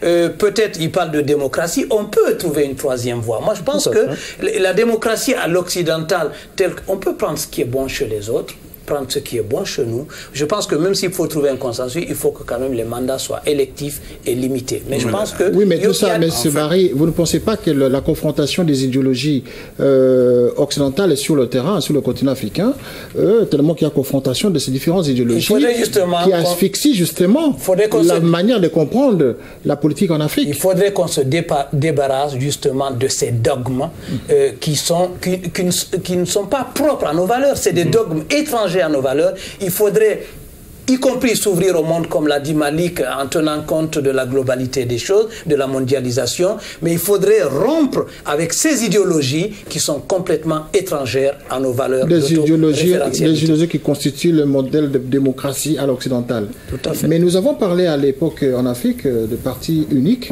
Et ces partis uniques, justement, c'était une façon de respecter le chef avec ce sujet, M. Bouloulou, parce que vous avez parlé tout à l'heure, justement, du chef qui s'occupait de son peuple. N'est-ce pas? Le parti unique, là. C'était une forme de pouvoir qui constituait justement à remettre au chef de l'autorité. N'est-ce pas? C'était très hybride et assez bâtard comme système. Pour sortir un peu du modèle occidental. C'est quand même... il faut un modèle africain. Oui, je pense que le modèle africain, on est dans un... Je voudrais que Bouloulou réponde rapidement.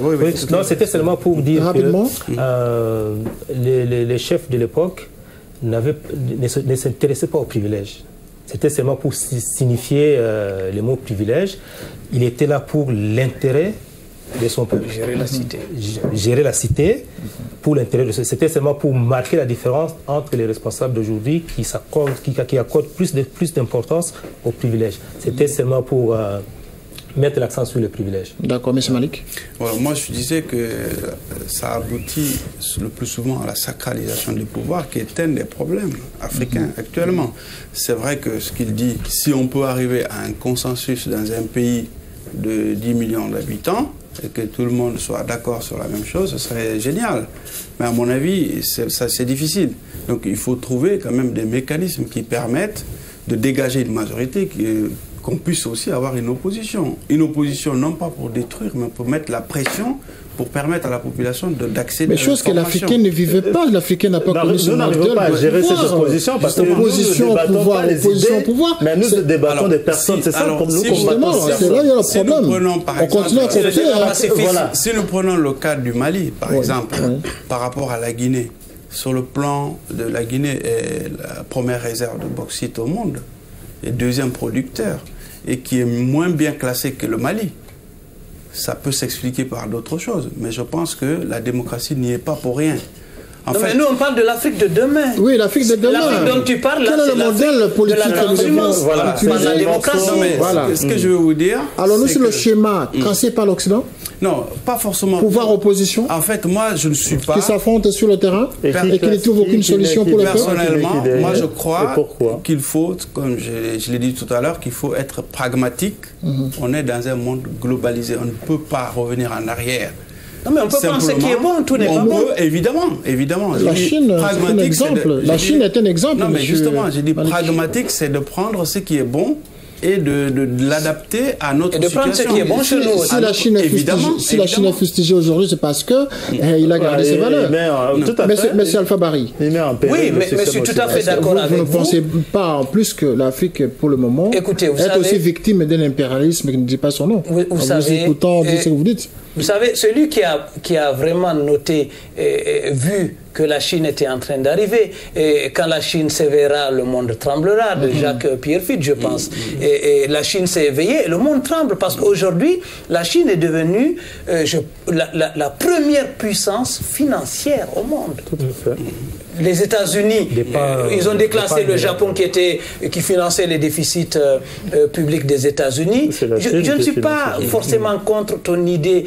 Actuellement, on n'a peut-être pas tellement le choix, mais les Africains ont quand même une capacité et des valeurs. Nous pouvons, je pense, réfléchir à trouver un mécanisme, pas un mécanisme certes démocratique, on peut trouver le mot consensuel, parce que la démocratie c'est le consensus aussi. Bien sûr. Ils ont extrapolé en prenant le consensus africain en démocratie occidentale. Non, en fait, c'est simplement d'arriver à un mécanisme de décision. Je pense. Oui. Parce que, évidemment, si on peut trouver... Et de délégation de pouvoir, oui, bien sûr. Parce que le problème aujourd'hui, si je peux souligner ça, l'importance que nous avons négligée, c'est qu'on appelle en Afrique des chefs coutumiers, c'est-à-dire des personnes qui ont... Des détenteurs du pouvoir traditionnel. Voilà. Et ces gens-là, vous savez, nous parlons de démocratie, des systèmes occidentaux et autres, mais nous avons nos valeurs profondes. Normalement, c'est ces gens-là qui devraient conduire l'âme, l'essentiel d'un État, l'essentiel de notre continent. Ça serait des gens qui prennent, chez eux, on devrait prendre des décisions pour mettre en pratique. Mais nous dirigeons nos États avec nos chairs, avec nos moyens intellectuels, avec tout ce que nous avons. Et nous avons négligé la spiritualité qui est la base même de la conception de l'existence. Et donc, en oubliant ces valeurs, nous avons copié de manière servile le modèle occidental. Voilà. Donc, c'est une forme d'impérialisme Il faut une politique. rupture, tout à fait. Voilà, que l'Afrique est en train de connaître sans se rendre compte, M. Malik. Mais la rupture, c'est tout à fait possible. Donc, il est en notre droit de chercher un autre modèle. Évidemment, vous savez, il n'y a pas un modèle définitif. C'est-à-dire que même les Occidentaux... Le modèle, le modèle c'est africain vrai. doit exister quelque part. Ce que je veux dire, c'est que les Européens, actuellement, ils sont dans la démocratie, ils ont été dans autre chose. Et c'est une évolution perpétuelle. En Afrique, on a connu notre modèle, on a été déstabilisé par des événements tragiques, traite négrière, la colonisation, etc. Et on s'est retrouvé dans un système qu'on n'a pas choisi. Mais le problème est qu'on est dedans. Et comment gérer la situation? Qu'est-ce qu'on met dedans? Si on analyse à court terme, parce que les gens quand même souffrent, il y a la pauvreté, etc. Il faut mettre des systèmes en place actuellement qui fonctionnent, quitte à réfléchir, bien évidemment, comment intégrer correctement, parce que si on vous demande, et vous qui êtes expert en la matière, si on vous demande aujourd'hui de donner un modèle qui permet d'arriver à un consensus, un mécanisme qui permet d'arriver à un consensus, je pense que vous aurez du mal à sortir un modèle. Moi, si je peux dire le modèle, c'est-à-dire c'est une invitation. Parce que ce n'est pas le problème d'une personne ou des experts eux-mêmes. Non, c'est un problème africain, globalement africain. Il faudra que le peuple, les filles et fils d'Afrique se retrouvent pour trouver effectivement ce modèle qui convient au continent pour la renaissance de notre continent. D'où la nécessité de cette conférence panafricaine d'Addis Abeba. Je suis dit parce qu'Addis Abeba, c'est le siège de l'Union africaine. Aujourd'hui, l'Afrique est assise sur ce qui a été décidé à Berlin. Il faudra effacer Berlin de 1885 par une autre conférence. Et cette fois-ci, ça sera que des Africains qui vont se retrouver autour d'une table pour écrire leur histoire, pour décider leur Afrique, pour définir le modèle que nous souhaitons obtenir aujourd'hui. Voilà, et ainsi donc nous allons arriver à la fin de cette émission, mais avant toute chose, je vais vous poser deux questions que vous allez tous vraiment nous répondre de manière très objective.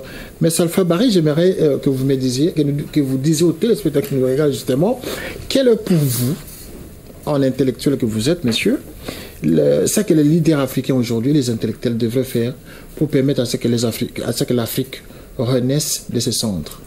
Parce qu'on considère quand même que l'Afrique ne décolle pas. Voilà, moi je continue. Et enfin, la deuxième question, c'est de savoir, pour vous tous, si l'Afrique ne devrait pas être recolonisée d'une autre façon, sous une autre forme, afin que nous voyions des jours meilleurs. Moi, je continue à persister. Je sais que ce sont des questions... Que la valeur... Oui, certainement. Qui dérange, mais bon, la recolonisation est-elle possible pour l'Afrique? Non. Avec une autre façon de voir les choses. Voilà, je vais répondre. Et avec qui doit-on recoloniser l'Afrique? Je vais répondre à la première. Moi, je pense profondément que l'Afrique doit être construite et reconstruite par les Africains. Avec l'appui des autres? Non, pas du tout. On n'a pas besoin... Vous savez, la Chine, vous parlez de la Chine, vous parlez du Japon. L'empire des shoguns, rapidement, parce que ils se sont ouverts 100 ans. Après, ils se sont reformés 100 ans sur eux. Donc, l'Afrique n'a pas besoin. On n'a pas besoin des autres pour penser notre renaissance. Comme il a dit, il faudrait que l'Union africaine, que les Africains se retrouvent. Vous savez, c'est mental. Hein, la colonisation, aujourd'hui, les Blancs ne sont plus en train de faire travailler, creuser des routes et tout ça, mais la colonisation culturelle, c'est la colonisation la plus dangereuse. L'Afrique doit renaître culturellement. Culturellement, merci. Revenir à nos valeurs d'autoréférentialité. Je considère que votre deuxième question est une provocation. Moi, je vais dire plutôt, est-ce que l'Afrique ne doit pas plutôt chercher à coloniser les autres? Est-ce que l'Afrique ne peut pas non plus être... On ne peut pas imaginer une Afrique sous protectorat, par exemple, de l'ONU? Attendez, ça fait presque 90 minutes on est en train de parler des effets, des effets négatifs de la colonisation. Oui. Si vous nous dites, est-ce qu'il faut encore recoloniser l'Afrique pour la sortir encore une seconde fois de la colonisation? Parce que les Africains ne s'en sortent pas. Non. Il faut que l'Afrique accouche d'une nouvelle Afrique, que l'Afrique renaisse de ses cendres, parce qu'elle en a les capacités, elle en a la civilisation, elle en a la culture, elle a les richesses. Merci. L'Afrique a les richesses, mais les Africains ne s'en sortent pas et ne se retrouvent pas dans ces richesses. Mais Agamaka, c'est le dernier mot. Nous avons terminé cette émission. Je vais faire un tour de table justement pour que chacun ait 30 secondes. Moi, tout ce que je peux dire, c'est-à-dire, moi, à la sortie de mon livre, j'ai écrit Lettre ouverte à l'Union africaine, et dans laquelle j'ai demandé la nécessité d'une journée de commémoration de la traite négrière à l'échelle du continent. Je parlais, Alpha Barry a souligné tout à l'heure, la nécessité des valeurs culturelles. Donc, nous avons négligé l'essentiel qui est notre âme, et d'où la nécessité aujourd'hui pour sortir l'Afrique, pour développer l'Afrique aujourd'hui. Il faut trouver un modèle, et bien ce modèle ne pourrait être trouvé que par la réunion des Africains, parce qu'aujourd'hui, je le répète, l'Afrique est assise sur ce qui a été décidé à Berlin, et il faudra que les filles et fils d'Afrique se retrouvent autour d'une table pour trouver un modèle qui va convenir à tout le monde. Et en ce moment-là, on parlera de la Renaissance africaine. L'Afrique aura une journée pour pleurer et faire le deuil des déportés de la traite négrière. Et on va susciter une énergie spirituelle qui va naître, qui va régir notre Afrique pour demain. Merci beaucoup. Rapidement, il nous reste 20 secondes. Moi, je dirais seulement que les enfants de l'Afrique ont perdu beaucoup de temps. La seule chose qui nous reste à faire aujourd'hui, c'est de se mettre autour d'une table et de travailler pour l'Afrique. Personne ne peut travailler à notre place, c'est l'Africain qui va travailler pour son continent. Merci Malik. Je pense qu'il faut que chacun prenne ses responsabilités et qu'on ne doit pas vivre dans le passé. Les dirigeants africains doivent prendre leurs responsabilités et c'est nous qui devons les obliger à le faire. Je pense que c'est ce qui peut développer notre continent. Alpha Barry, Afrique sous protectorat de l'ONU, c'est possible? L'Afrique sous protectorat d'aucune force obscure, quelle qu'elle soit. L'Afrique est un vaste continent riche de sa culture, riche de ses ressources humaines, parce que ce qui nous a manqué, donc l'Afrique a des atouts. Dans la plupart des pays, 60% de la population ont entre 20 et 25 ans. Merci. Donc l'Afrique a les atouts, a les moyens, a les ressources pour renaître. Donc je pense que la Renaissance a d'ailleurs démarré. Il faudrait qu'on se retrouve et qui vivra verra pour cette nouvelle Afrique. Je vous remercie donc, messieurs, d'être passés à cette émission. Merci bien. Et je rappelle que nous sommes le 21 mai. Nous enregistrons cette émission justement étant donné que cette journée est une journée fériée. Et donc, merci d'avoir suivi cette émission en vous recommandant de lire ce livre, je rappelle, le 22 mai, excusez-moi. Et je rappelle que vous pouvez lire ce livre Africa, écrit par M. Agamaka.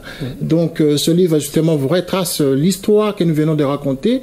Et c'est un livre qui nous a permis, justement, de préparer cette émission qui vous a, justement, appris beaucoup de choses. Merci d'avoir suivi Free Opinion ce soir et à vendredi prochain pour un autre sujet. À très bientôt.